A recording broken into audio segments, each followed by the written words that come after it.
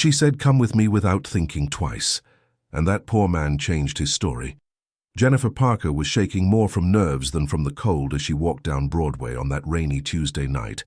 In a few hours, her life could change completely, and the meeting awaiting her the next morning would determine if she would remain at the helm of the company she had built with so much sacrifice. It was then that her eyes met the figure of a man sitting under the awning of the commercial building, sheltering from the pouring rain. Something in that moment made her stop. Perhaps it was the desperation she felt, or the certainty that she needed a desperate solution for a desperate problem. Without thinking twice, she approached him. "Do you have a place to sleep tonight?" she asked, surprising herself with the direct question. The man looked up, revealing a tired face, but one that still held traces of a youth lost among life's hardships. He must have been about 40, with brown hair messy from the rain and a beard that hadn't been shaved for days.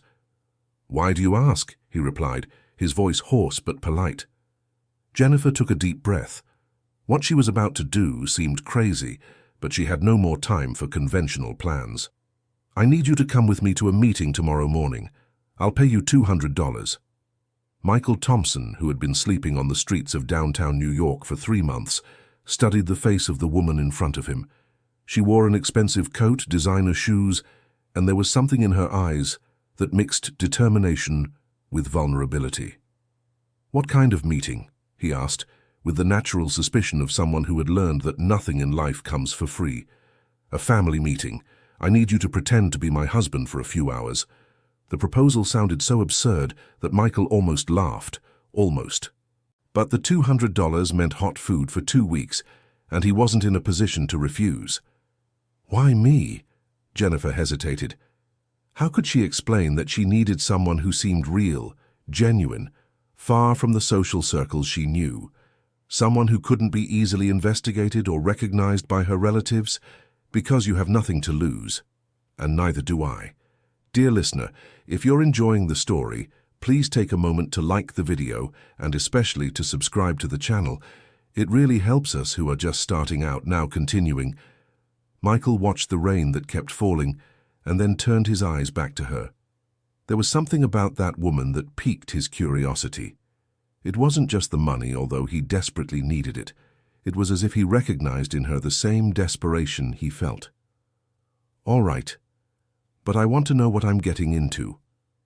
In her luxurious car, as they drove through the city lit by nightlights, Jennifer began to tell her story. She had inherited a small clinic from her father, and over 15 years had turned it into a network of 3 private hospitals in New York. She had married Richard, who seemed like the perfect man, but who disappeared 2 years ago, taking half of what she had built. "My family never liked me taking over the business. They think a woman shouldn't be at the head of companies. My brother William always wanted my place, and now that I'm financially vulnerable because of what Richard did, he managed to convince the other shareholders to question my ability."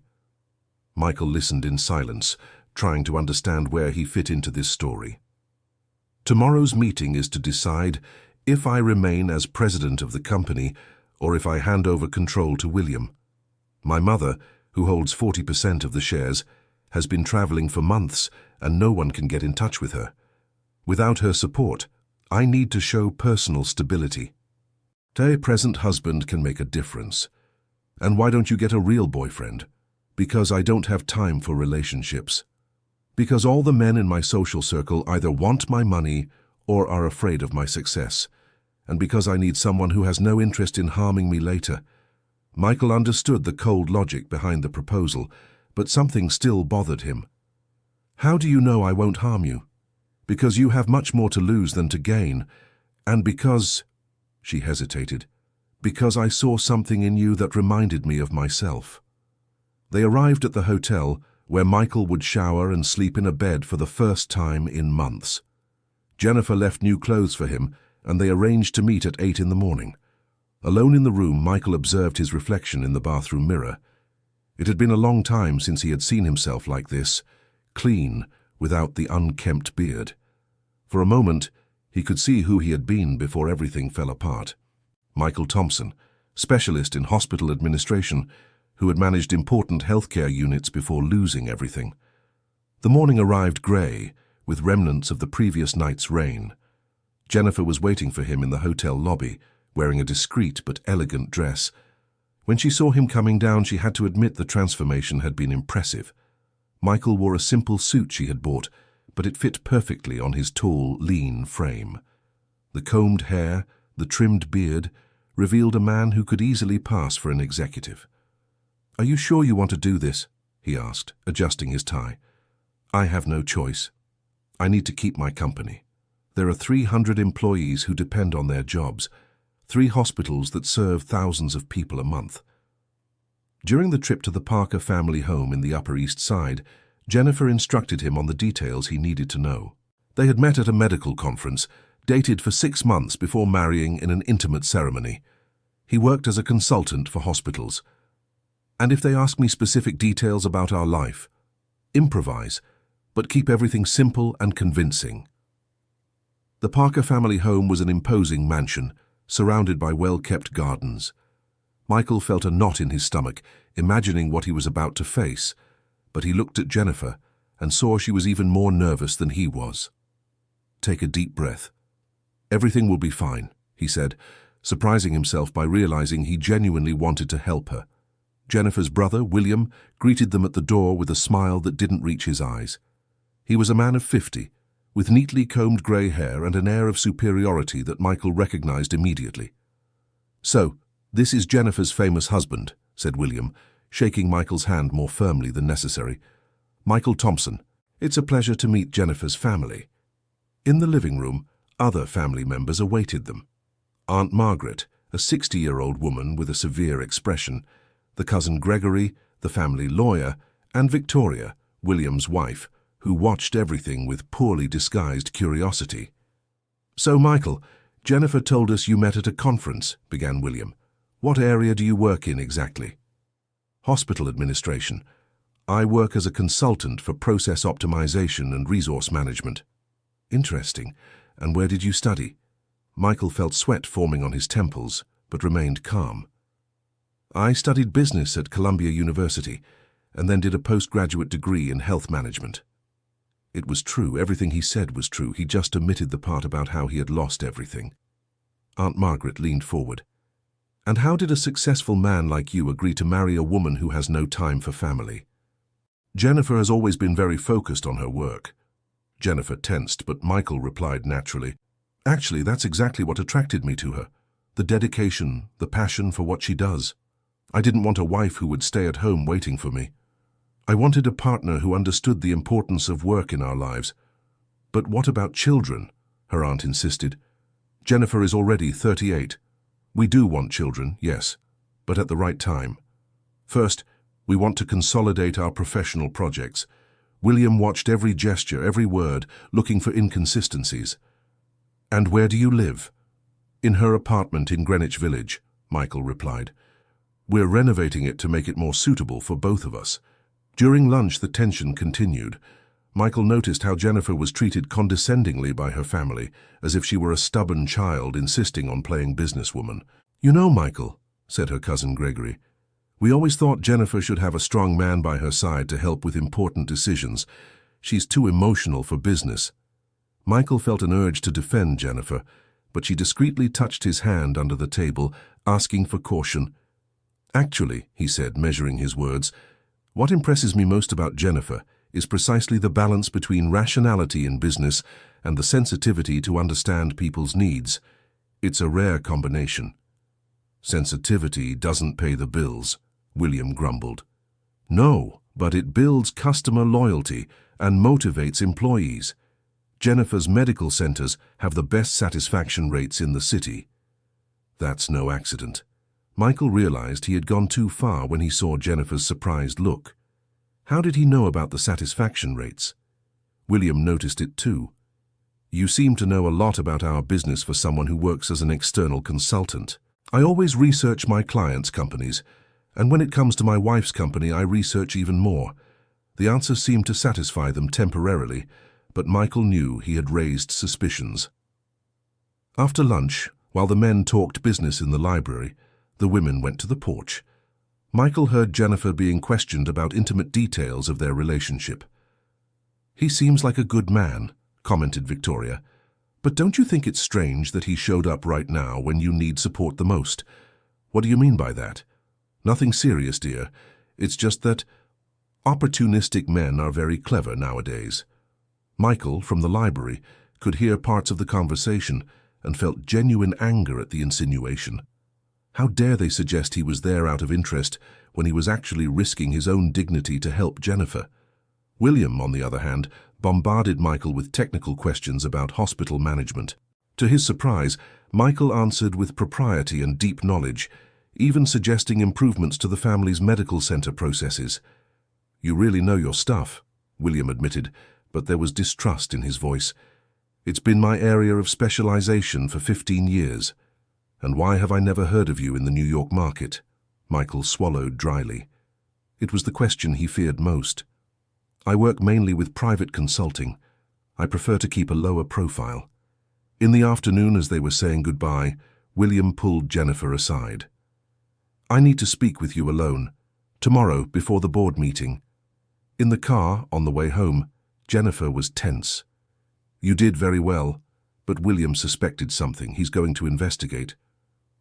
"What do you mean?" "My brother is paranoid. If he found it strange that you know so much about the medical centers, he'll have someone check your story." Michael felt his stomach sink. If they investigated, they would discover that Dr. Michael Thompson had lost everything 3 years ago, when his private practice went bankrupt after a medical error that, although not his fault, destroyed his reputation. They would find out he had spent 2 years trying to rebuild his life, accumulating debts until depression consumed him completely. "Jennifer, I need to tell you something." She pulled into a gas station and looked at him. "I really am Michael Thompson, and I really am a specialist in hospital administration. Everything I said about my background is true, but I haven't worked in the field for 3 years." "Why not?"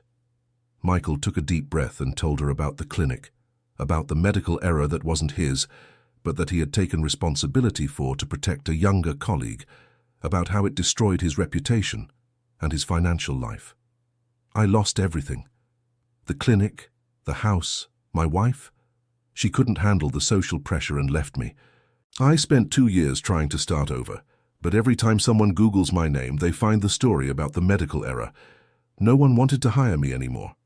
Jennifer listened in silence. "And how did you end up on the street?"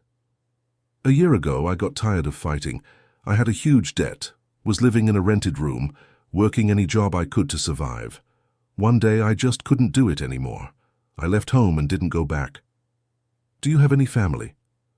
"My parents are gone. I was married, but like I said, she left me when things got tough. We didn't have children." Jennifer was silent for several long minutes, processing the information. "Why didn't you tell me this before?" "Because you needed a fake husband, not a real failure with a sad story."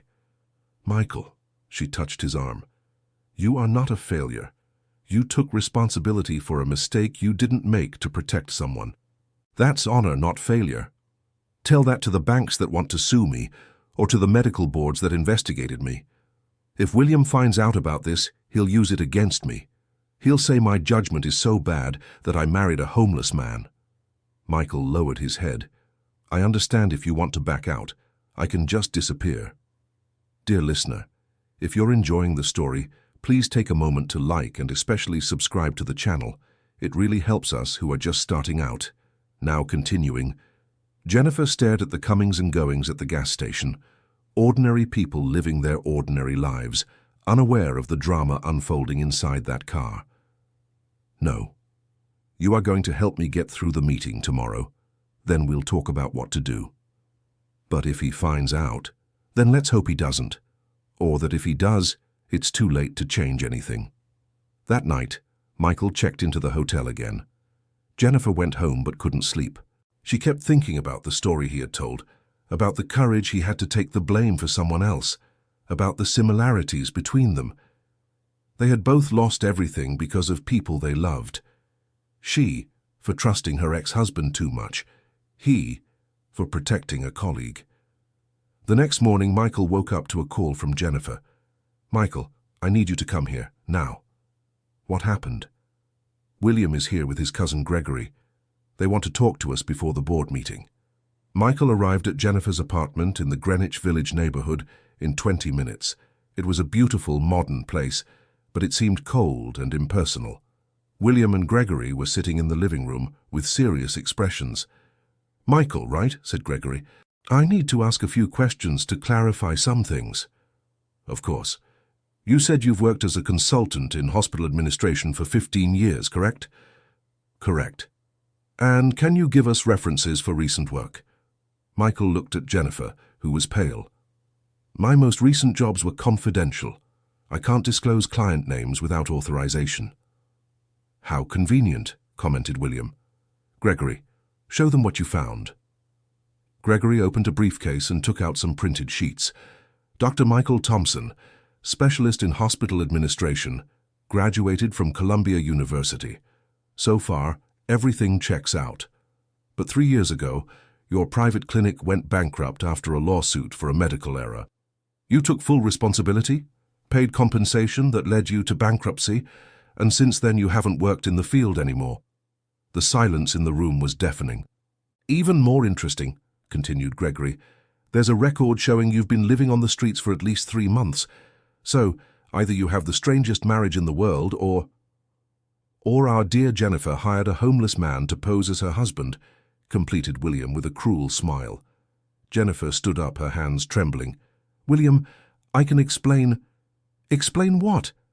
That you're so desperate to maintain control of the company that you invented a husband? That your judgment is so compromised you thought this could work?" Michael also stood up. "It's not her fault. The idea was mine." "Of course it was," laughed William. "You saw an opportunity and took it. How much is she paying you?" "It's not about money." "No? Then what is it about?" "Love." William laughed louder. "A homeless man and a millionaire businesswoman. What a beautiful love story." Michael felt the anger rising, but Jennifer touched his arm. "Enough, William. You found out. Congratulations. Now what do you want?" "I want you to resign from the company presidency today before the board meeting. If you do that, we won't make this embarrassing episode public." "And if I don't?" Gregory answered.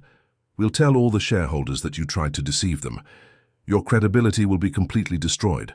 Furthermore, we can accuse you of fraud." Jennifer looked at Michael, who had his head down, clearly blaming himself for the whole situation. "I need some time to think." "You have until noon. The meeting is at 2 in the afternoon. Decide. Resign willingly or be exposed unwillingly." After William and Gregory left, Jennifer and Michael were alone in the room. She was sitting on the sofa, her head in her hands. "I'm sorry," said Michael. "I ruined everything. It wasn't your fault. I knew it was a risk. Why did you do it? Why did you choose me?" Jennifer raised her eyes to him. "You want to know the truth? Because when I saw you in that rain, I saw myself. I saw someone who had lost everything, who was at rock bottom, but who still had dignity in their eyes. I saw someone who, in spite of everything, was still strong enough to survive. I'm not strong. If I were, I wouldn't be living on the street." "Michael, you took the blame for a mistake you didn't commit to protect another person.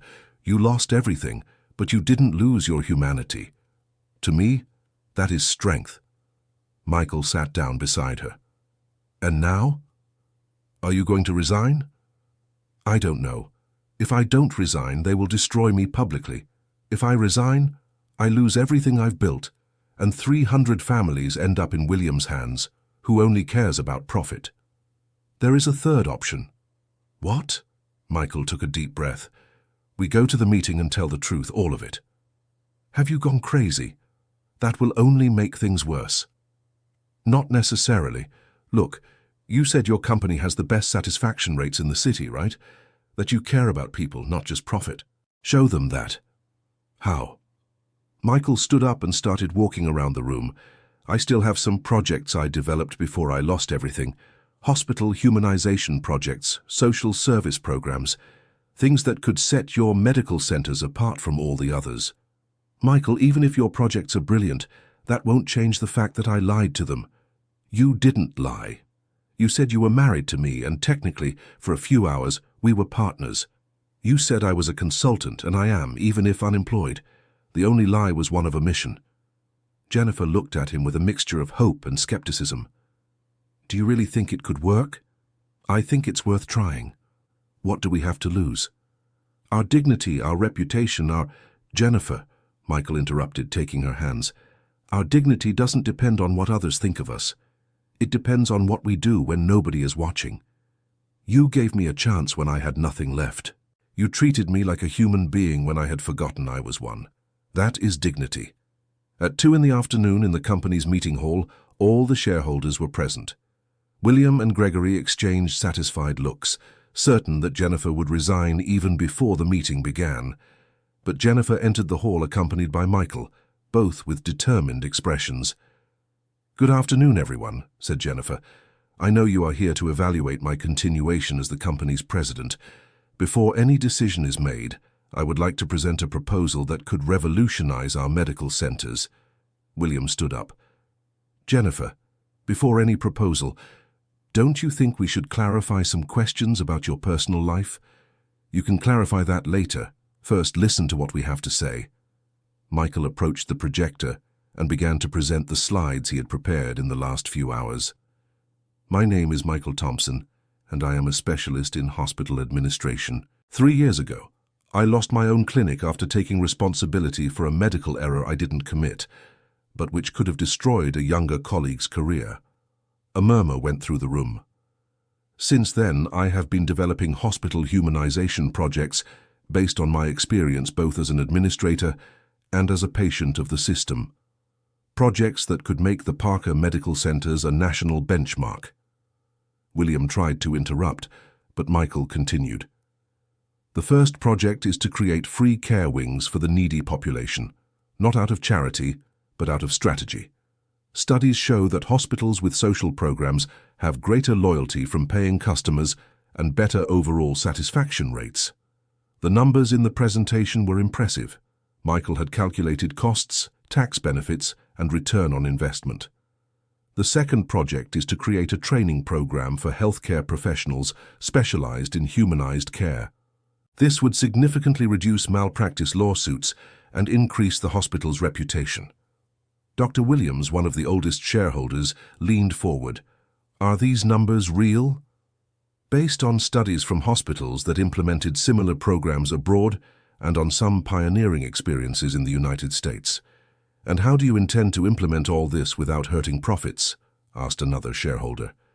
"Actually, profits would increase. Hospitals with a good social reputation charge rates 20% higher than the market average. Furthermore, the tax benefits from the social programs would offset a large part of the costs." William could no longer contain himself. "This all sounds very nice, but you're listening to a man who was living on the street until yesterday. My sister hired him to pose as her husband." Silence once again filled the room. Jennifer stood up. "It's true. I hired Michael to pose as my husband because I believed you would not respect me as a single woman. But I discovered something more important. I discovered a partner who truly understands what it means to care for people." "You admit you deceived us?" asked Dr. Williams. "I admit that I omitted information out of fear of being judged. But I did not lie about my ability to manage this company, nor about my dedication to our patients." Michael took a step forward. "Doctors, I may be living on the street, but my technical knowledge remains intact. My experience with hospital administration is real, and my proposal can make this company the most respected in the country." "Why should we trust someone who lost his own clinic?" asked William. "Because I learned from my mistakes. Because I know what it's like to be on the other side as a vulnerable patient. Because I have nothing left to lose, I can be completely honest with you." Dr. Williams looked at the other shareholders. "I'd like to ask a few technical questions, if I may." For the next hour, Michael was grilled on hospital management, operational costs, health regulations, and market trends. To the surprise of many, including William, his answers were precise and up-to-date. "How do you manage to stay so informed while living on the street?" asked one of the shareholders. "Public libraries have free internet, and when you lose everything, you have a lot of time left to study." Dear listener, if you're enjoying the story, please take a moment to like and especially subscribe to the channel. It's a great help to us who are just starting out. Now, continuing. Mrs. Whitmore, the eldest shareholder at 70 years old, who had remained silent until then, finally spoke. In 60 years of participating in administrative boards, I have never seen such a detailed and humane presentation. Mr. Thompson, do you truly believe these projects can work? Mrs. Whitmore, I believe it because I've seen them work on a small scale, and because I believe the future of medicine lies in the union between technical excellence and human care. And you, Jennifer, are you willing to implement all of this, even if it means a temporary reduction in profits? I am, because I believe building something lasting is more important than immediate profits. William made one last attempt. You are considering handing over control of our hospitals to a woman who makes impulsive decisions and a homeless man. This is madness. Mrs. Whitmore looked at him coldly. William, your sister may have made a personal error in judgment, but that doesn't erase 15 years of competent management. And this young man may be in a difficult situation, but he has shown more knowledge and passion for the field in 2 hours than you have in 20 years. The vote was close, but Jennifer retained the presidency by 1 vote. The board also approved the gradual implementation of Michael's projects, with him being hired as the director of hospital humanization. When they left the meeting, Jennifer and Michael were exhausted but relieved. I can't believe we did it, she said. We did it because you had the courage to bet on something different. Michael, about what happens now? I know. It was a temporary agreement. I've done my part. Actually, I was wondering if you would like to have dinner with me tonight, to talk about the projects and about other things. Michael smiled for the first time in a long while. It would be a pleasure. 6 months later, the first social program of the Parker Medical Centers was inaugurated. The free care wing served 100 patients a day, and the media coverage had been extraordinary. Demand for paid services increased by 30%, and the company recorded its best financial results in 5 years. Michael, now living in his own apartment and fully reintegrated into society, was coordinating a team of 15 professionals in the humanization program. His story had become an inspiration for other professionals going through hard times. Jennifer watched the activity in the new social wing from her office window. Michael was down there, talking with a family that had just been helped. He had regained not only financial stability, but above all, the joy of helping people. What are you thinking about? He asked, entering the room. About how an impulsive decision on a rainy night changed everything. Do you regret it? On the contrary, it was the best decision I ever made. Michael approached and touched her face. Jennifer, I need to tell you something. What? That first night, when you asked me why I would accept your proposal, I didn't tell you the complete truth. What was the complete truth? That there was something in you that made me want to fight again, something that reminded me of who I was before I gave up on myself. Michael, let me finish. These 6 months working with you have shown me it wasn't a coincidence. We complete each other. You gave me purpose. I gave you humanity. You taught me to dream again. I taught you to trust again. Jennifer smiled, her eyes shining. Are you really proposing to me, Dr. Thompson? I'm asking for us to be partners for life, not just for work. I'm asking for us to build something bigger than ourselves together. And if I say yes, how will we explain to the family that our fake marriage turned real? We'll tell the truth, that sometimes the best things in life happen when we least expect them, that love can be born from the most unlikely situations, and that there's nothing more real than 2 people who help each other become better than they were alone. The kiss that followed sealed not only a personal commitment, but the certainty that they had found in each other, not just love, but the perfect partnership to turn dreams into reality. 2 years later, on the day of the inauguration of the 3rd social program of the Parker Medical Centers, Jennifer and Michael were at the altar of a small church in downtown New York, the same church where Michael used to seek shelter on the coldest days when he lived on the street. Among the guests were patients who had benefited from the programs, hospital staff, and even William, who had reconciled with his sister after recognizing the success of the projects. Mrs. Elizabeth, Jennifer's mother, who had returned from her long trip a few months earlier, shed tears of joy in the front row. When I heard your story, she said in her speech. "I thought my daughter had lost her mind. But watching the love and respect you've built together, I understand that sometimes madness is the only sensible thing to do." Michael held Jennifer's hands at the altar, remembering the first time she reached out her hand to him on that rainy night. Who could have imagined that a gesture of desperation would become the foundation of an entire life? "I love you," he whispered. "I love you too," she replied, "and I love who we've become together." The priest smiled. "Michael Thompson, do you take Jennifer Parker to be your wife, promising to love, respect, and support her in all moments of your lives?" "I do, this time for real and forever." "Jennifer Parker, do you take Michael Thompson to be your husband, promising to love, respect, and support him in all moments of your lives?" "I do, and I promise to never need to hire a fake husband again." Laughter echoed through the church. When they left the ceremony, a light rain began to fall. Jennifer looked at Michael with a mischievous smile. "Should I call a car?" "No," he said, taking her hand. "This time let's walk in the rain together." And so they did, walking hand in hand down the same street where it all began, but now as true husband and wife, carrying with them the certainty that they had found not only love, but the purpose of their lives. The Parker Medical Centers had become a national benchmark in medical humanization. The social program served more than 500 people a day. Michael had written a book about social reintegration that became a bestseller, and Jennifer had been elected Businesswoman of the Year by Forbes magazine. But more important than all the professional recognition was knowing that they had saved each other during the most difficult times of their lives, proving that sometimes it just takes one person to believe in us for us to discover who we really are. On their honeymoon in a simple beach inn, far from hospitals and board meetings, Michael woke up early and watched Jennifer sleeping. He remembered how he had woken up every morning for the last 3 years, first on the street, then in the hotel, then in his apartment, and now there beside the woman he loved. "What are you thinking about?" she asked, her eyes still closed. "About how you saved my life. We saved each other. That's true.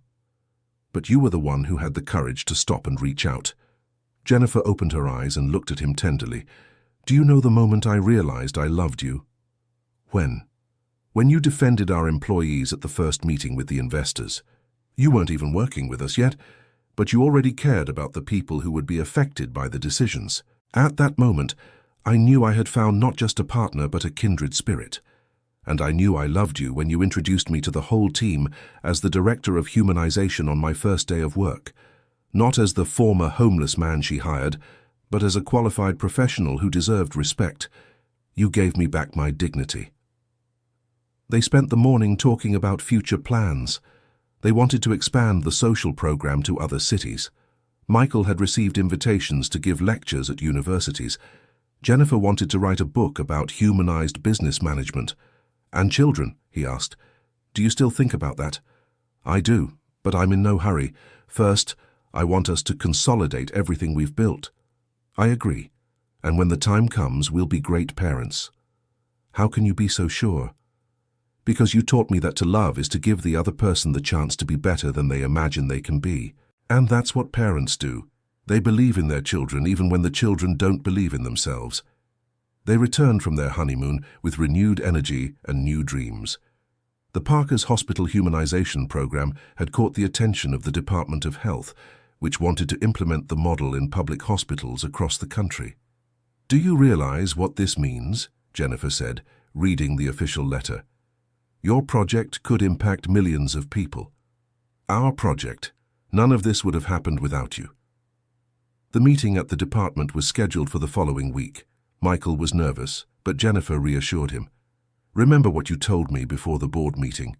Our dignity doesn't depend on what others think of us." "I remember. Then go in there and show them the passion you have for helping people. The rest will follow." The presentation at the department was an absolute success. The project was approved for a pilot implementation in 10 public hospitals across 5 states. Michael would be the national coordinator of the program. "Dr. Thompson," the Secretary of Health said at the end of the meeting, "your personal journey is inspiring, But what impresses me most is your vision for the future of American public health.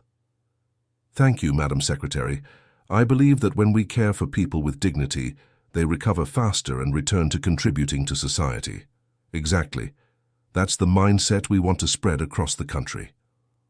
On the way back to New York, Jennifer watched Michael driving, focused and happy. It was hard to believe that the same man she had found under an awning a few years ago was now nationally recognized as one of the country's leading experts in medical humanization. Michael, can I ask you a personal question? Of course. Do you ever wonder what your life would have been like if we hadn't met that night? Michael thought for a few minutes. I'd probably still be on the streets. Or maybe I wouldn't even be here anymore. It's scary to think about. For me, too, if I hadn't found you, I probably would have lost the company to William, and I would never have discovered the true purpose of my work. Do you believe in destiny? I don't know. But I believe that certain people come into our lives at the exact moment we need them most. Like you came into mine. And like you came into mine. 5 years after that rainy night, the Parker Medical Centers had become an international case study. Michael had received awards from humanitarian organizations in several countries. Jennifer had been invited to join the boards of multinational companies. More importantly, they were parents to 2 children. Ethan, aged 3, and Emma, aged 1. The couple had decided to adopt children whose parents couldn't afford to raise them, giving them the same kind of opportunity that life had given them. "Daddy," said Ethan one afternoon, while they were visiting the hospital's first social wing, "why don't those people pay for the doctor to take care of them?" Michael crouched down to his son's level. "Because not everyone has money, Ethan, but everyone deserves to be cared for when they're sick." "And why do you and Mummy take care of them for free?" "Because when I was very sad, your mother helped me, and now we want to help other people who are sad too." Ethan thought for a few seconds. "When I grow up, will I help sad people too?"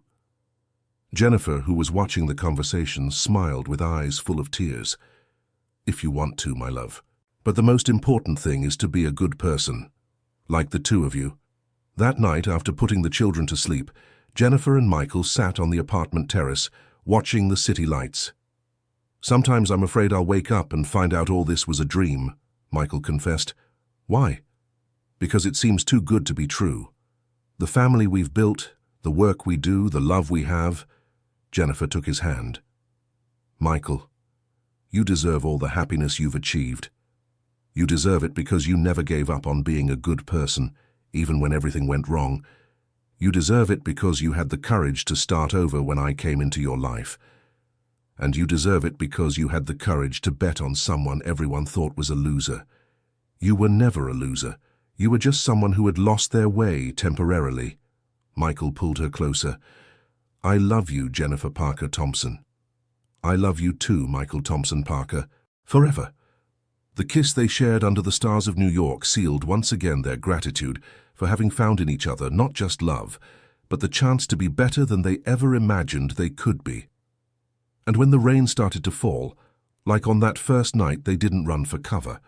They stayed there holding hands, letting the water wash away any lingering memory of pain, silently celebrating the miracle of 2 lives that saved each other through a simple gesture of courage and trust. 10 years after their first meeting, on a rainy Tuesday night, Jennifer and Michael walked down the same street where it all began. Not out of need or desperation, but out of nostalgia and gratitude. The awning where he used to take shelter was now part of a shelter they had helped build. The project served 50 people per night, offering not just shelter, but psychological support and opportunities for social reintegration. "Look," said Jennifer, pointing to a sign at the entrance of the center. "Renewed Hope Shelter." It was Emma who chose the name, remember? She said it was important for people to know there's always a new chance. "Our 6-year-old daughter already thinks like a philosopher. She takes after her mother." They entered the center and were greeted by Mrs. Jenkins, the coordinator, a 65-year-old lady who had been one of the first beneficiaries of the hospital's social program. "Dr. Michael, Mrs. Jennifer, what a joy to see you here." "How are things, Mrs. Jenkins?" "Very well. This week we managed to get jobs for 3 people, and Mr. Johnson, who arrived here in the same state you were in 10 years ago, is now coordinating our carpentry workshop." Michael smiled. The story was repeating itself, but now in an organized and systematic way. Each person who came through the shelter received not just basic care, but an individualized plan for recovery and social reintegration. "Is there someone here who would like to meet us?" asked Jennifer. "Yes, there is. Rachel arrived last week. She was a nurse, but lost everything after a medical error that wasn't her fault. A story similar to yours." Michael and Jennifer exchanged a meaningful look. They found Rachel in the shelter's library, reading a book about hospital administration. She was a woman of 40, with prematurely graying hair, tired eyes that still held a glint of intelligence. "Rachel, I'm Michael Thompson, and this is my wife, Jennifer." She looked up, immediately recognizing the names. "You're the founders of the Parker Medical Center's social programs. I've read about you. Mrs. Jenkins told us your story. Would you like to talk with us?" For the next hour, Rachel told them how she had taken the blame for a medication error that was actually caused by a disorganized prescription system. As head nurse, she took responsibility to protect her team, but ended up being fired and sued. "I lost my home. My children went to live with their father. No one would hire me anymore because they always checked my background." Michael listened with his full attention, reliving his own story. "Rachel, what do you know about patient-centered care?" "A great deal. It was my area of specialization before everything went wrong. We have an opening in our national program. We need someone experienced to coordinate the implementation in hospitals in upstate New York." Rachel's eyes filled with tears. "You would give a chance to someone with my reputation?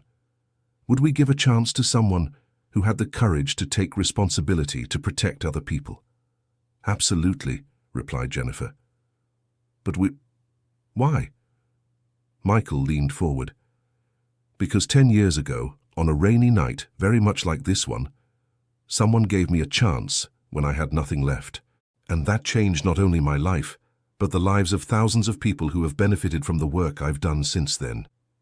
Your only obligation is to do the same for someone else when it's your turn," Jennifer added. Rachel was openly crying now. "I can't believe this is happening."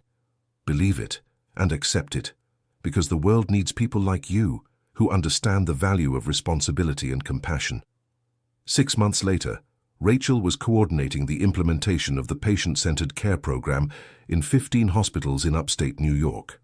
Her experience as a nurse, combined with her sensitivity for understanding human suffering, made her extraordinarily effective. Michael watched proudly as reports came in from the towns where she was working. Patient satisfaction scores had increased dramatically, and the number of negligence lawsuits had dropped by 60%. "She's doing better than I expected," he commented to Jennifer. "She's doing exactly as you expected. You just have a knack for choosing exceptional people. I learned from the best," he said, kissing her lightly. Rachel's story inspired the creation of a new project, the Second Chance Network, a national program that identified healthcare professionals who had lost opportunities because they took responsibility for others' mistakes, offering them not just jobs, but leadership positions in social projects. "Do you realize what we've created?" Michael said during a board meeting. "It's not just a jobs program. It's a network of people who deeply understand the value of compassion because they have suffered themselves." Dr. Williams, now 80 years old but still active on the board, smiled. "Michael, when you showed up at that meeting 10 years ago, I thought Jennifer had lost her mind. Today I understand she had the clearest of visions, recognizing a natural leader disguised as a defeated man. Thank you, Doctor, but the credit belongs to all of us. Alone I wouldn't have accomplished anything." Jennifer held his hand under the table. "It's exactly that humility that makes you an exceptional leader." 15 years after their first meeting, Michael was invited to give a lecture at the World Health Organization in Geneva. The American Hospital Humanization Program had become a global model, being implemented in 23 countries. "It's ironic," he said to Jennifer as they packed their bags for the trip. 15 years ago, I didn't even have a place to sleep. Now I'm going to speak to representatives from nearly 200 countries." "And what will you tell them?" "I'll tell them our story. I'll talk about how a simple gesture of compassion can transform not just individual lives but entire systems. Will you tell them about that night? I'll tell them about you stopping in the rain and reaching out your hand. I'll tell them how sometimes we need to bet on people, not for who they are but for who they can become. The lecture in Geneva was one of the most moving moments of Michael's career. When he told the story of their meeting under the awning, there was absolute silence in the auditorium. When he finished, he received a standing ovation that lasted 5 minutes. Dr. Thompson asked a representative from Switzerland, how can we replicate this mindset of giving second chances in different cultures? Compassion isn't cultural, it's human. Anywhere in the world, there are people willing to help and people who need help. We just need to create the mechanisms for them to find each other. A representative from Japan raised her hand. But how do we convince governments to invest in programs that might seem more like welfare than economically viable? Michael smiled, by showing them the numbers. In the United States, every dollar invested in hospital humanization returns $3 in savings from legal processes, reduced hospital stays and increased patient satisfaction. Humanization isn't charity, it's efficiency. After the lecture, dozens of countries expressed interest in implementing adapted versions of the American program. Michael, Jennifer said as they walked through the streets of Geneva, do you have any idea of the impact this will have? I do, and it frightens me a little. Why? Because it all started with you taking a risk to help a stranger, and now it might impact millions of people all over the world. It's proof that small acts of courage can have enormous consequences. It's proof that you are the bravest person I've ever known. They returned to the United States as global ambassadors for humanization in healthcare. Michael was appointed special consultant to the UN for humanized health projects, and Jennifer received an invitation to chair the International Committee for Socially Responsible Companies. Their children, now teenagers, watched with pride the recognition their parents received. But what impressed them most was the simplicity with which they handled all the success. Dad, asked Ethan, now 16, don't you think it's strange that people from all over the world want to hear our story? Why strange? Because it's such a simple story. Mom helped you, you helped her, and together you helped other people. Michael laughed. My son, the best stories are always the simplest. They're about people being good to each other. Emma, 14, was more observant. Dad, do you never feel angry about having gone through all that? Emma, if I hadn't gone through all that, I never would have met your mother. I never would have learned what it truly means to help people. We never would have had you two. So no, I don't feel anger. I feel gratitude. Gratitude for the suffering. Gratitude for having found meaning in the suffering. It's very different. Jennifer watched these conversations with admiration.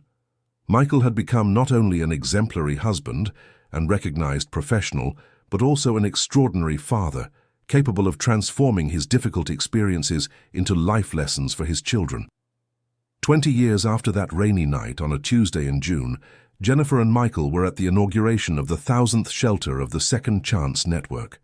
The program had spread throughout the United States and was beginning to be implemented in Argentina, Uruguay, and Chile. Do you remember me? Asked a familiar voice. It was Rachel, now the general coordinator of the network in the Southern Cone. She was accompanied by a well-dressed, smiling 50-year-old man. Rachel, how are you? Great, I want to introduce you to my husband, David. We met during a project in Paraguay.